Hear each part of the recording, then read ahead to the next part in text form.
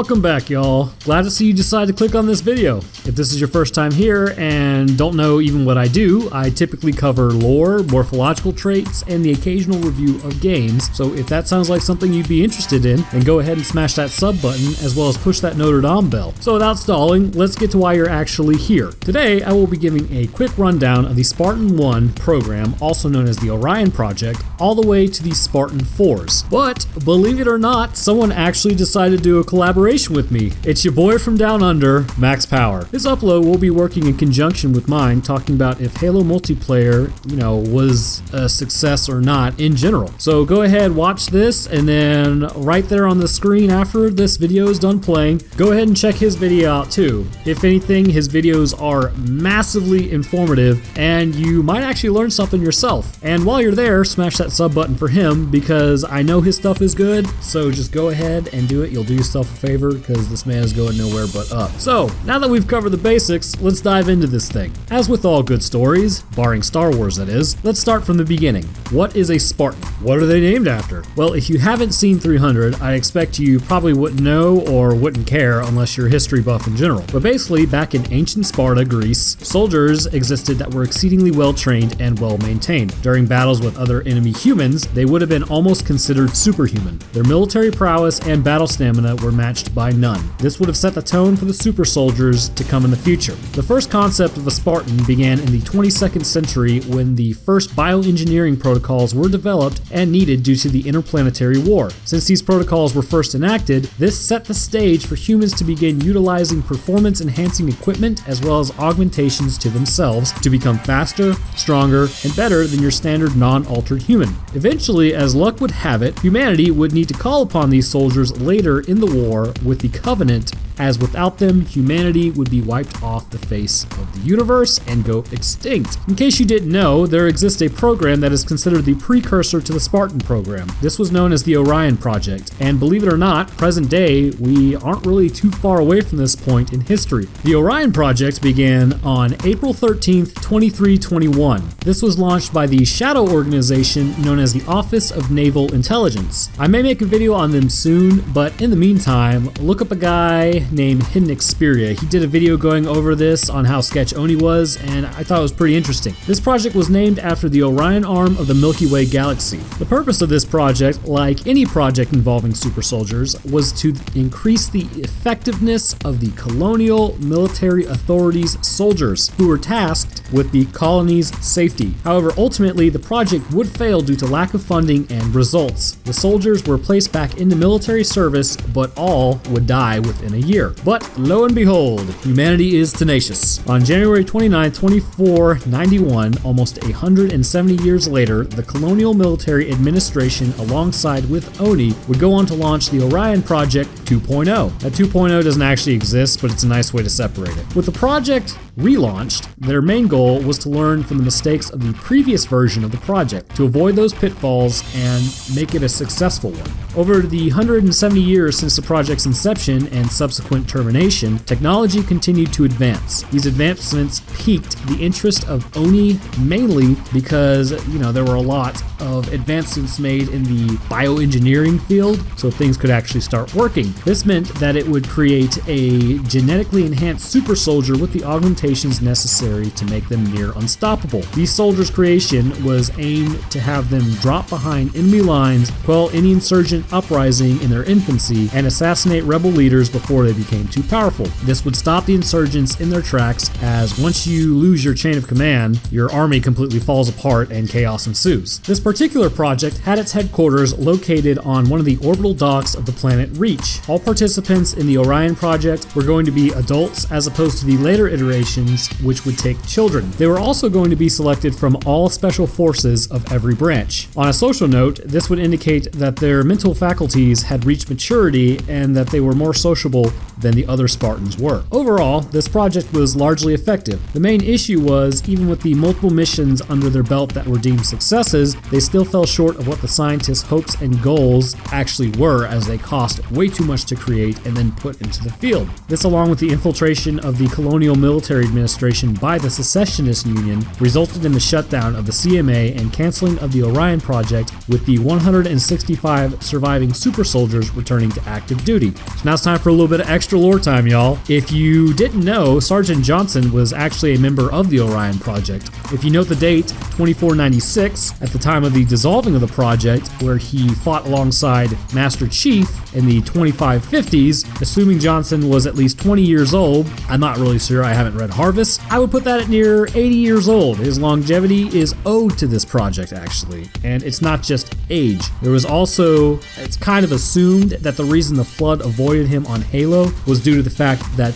they did not register his genetic code as vulnerable or as human, so interesting to say the least. So now we move on to the truest Spartans ever created. They were meant to be agile, strong, and strike fear in the hearts of the Covenant, the Spartan IIs. Almost a decade after the Orion Project was deactivated, the small special forces groups were having issues containing the insurrectionists. Their effectiveness began to wane, while the power and ferocity of the rebels began to wax. As expected, this became alarming to the UNSC. More resources were needed to be diverted to curbing this movement, and large-scale open military conflicts became more and more of a prospect. A woman named Dr. Catherine Halsey first conceived the idea of creating these Spartans based on the successes of the Orion Project. She concluded that this would be the best way to deal with the insurrectionists rather than heavy investment and a large number of troops. The Spartan II project formally began in 2517. This program was largely viewed as morally dubious and largely unethical by many. If it weren't for the monumental successes it enjoyed, it would have likely been quickly halted, to be honest. It did, however, produce results that were needed direly. So largely it is viewed as the lesser of two evils. Originally, Spartan IIs were deployed against insurgents, met with victory after victory they were continually invested in. Standing at the brink of the Human Covenant War in 2525, the Spartan IIs are outfitted with the most advanced mechanized armor in human history to help them better defend against the insurgent and then their worst enemy, the alien onslaught brought on by the Covenant. Even still, the Spartan IIs would be tested to the point of overexertion. While the Covenant kept decimating worlds, a lot of insurgents would actually end up being cut off. Still, some of them were going to fight humanity, or at least the UNSC, while the species was being threatened with extinction. The Spartan IIs would fight both human and alien alike for the good of the UNSC. They would continually push the insurgent back, killing off rebel leaders and troops, all the while engaging battle with the Covenant forces. The two-front war seems like an impossible win for any human, but for the Spartan IIs, they are no ordinary human. Speaking of unethical and morally wrong, Spartan IIs were not adult volunteers like in the Orion Project. They were genetically selected candidates who were then abducted from their homes in the night. A flash clone of them was made and left for the parents to find the next morning. Typically, though, this flash clone had a myriad of health issues, and later on they would just die rather young. So not only kidnapping, but also the clone dies in the process. Once taken, the children were given supplements and augmented. This program was a voluntold type program. The kids didn't really have a choice to be part of it, which brings up the fact that there's actually a 56% casualty rate, to be even more heinous. The ones that survived the augmentations and training would go on to become the super soldiers needed to save humanity from annihilation. The success of the Spartan II program brought on many changes to the human race. Whispers of super soldiers in the ranks of the soldiers and among the general populace was now becoming outright discussion. No longer were the mechanized troops so much in the shadows as they were still in the shade, so to speak. Still though, people weren't actually really sure if they existed or if this was just a story to boost morale during wartime. This is until the Spartan III program was started. The Spartan III program was founded, like its predecessor, on the victories achieved by the program before it, but this one was also a necessity. This may be a great time to actually mention that I actually have a video on a Spartan 3 augmentation needed by Gamma Company, so click the card if you would like to go and see that. Otherwise, let's keep going. As the Human Covenant War lingered on with no end in sight, casualties kept mounting and increasing exponentially. Oni decided it was time to raise the stakes for the sake of humanity and began an even more morally questionable program, the Spartan 3 program. This program was led by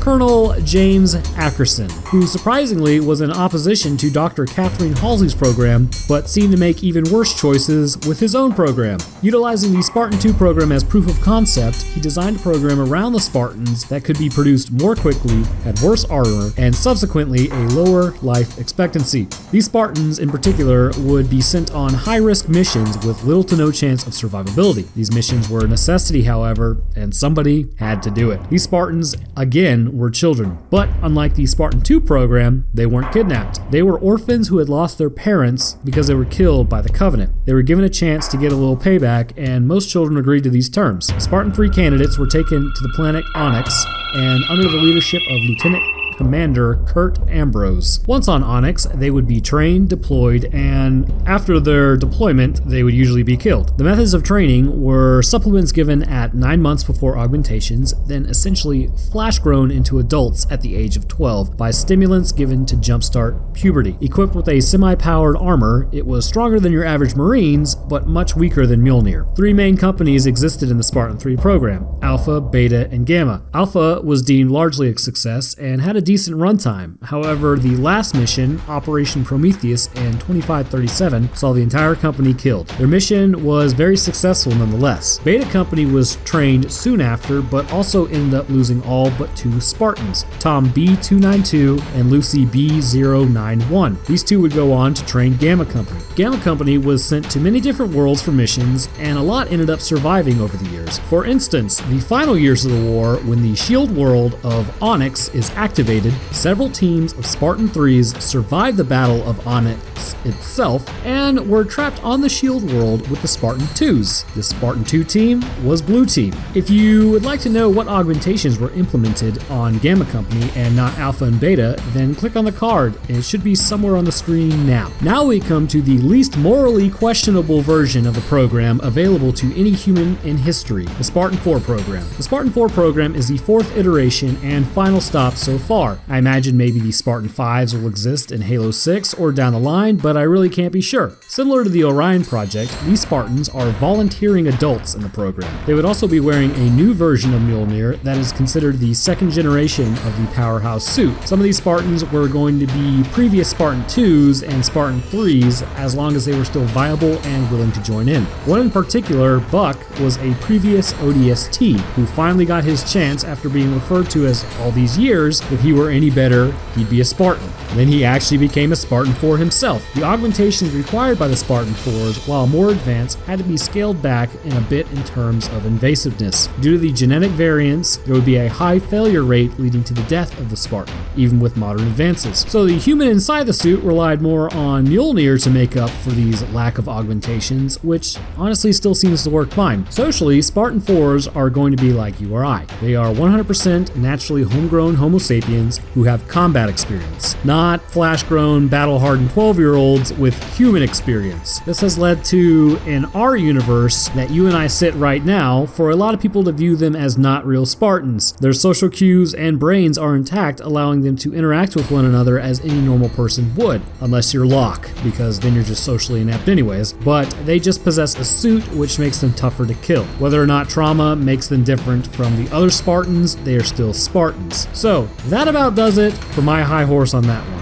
I mentioned earlier that I was doing a collaboration. Was Halo 5 a success? Click here now to find out. Max Power, from what I've seen, has got amazing videos out there, and I would really appreciate if you guys would go and at least check them out. I am not sure when my next video will be after this one. As I write, I hope I will hit 250 subs soon, but I am not sure when that's going to happen. Hopefully soon, like I said, but that'll probably be for the next video. I hope you guys enjoyed it. Don't forget to hit that subscribe button, and it's right there on the bottom, so just go ahead and tag that. Thanks for watching, and as always, I will see y'all in the next one.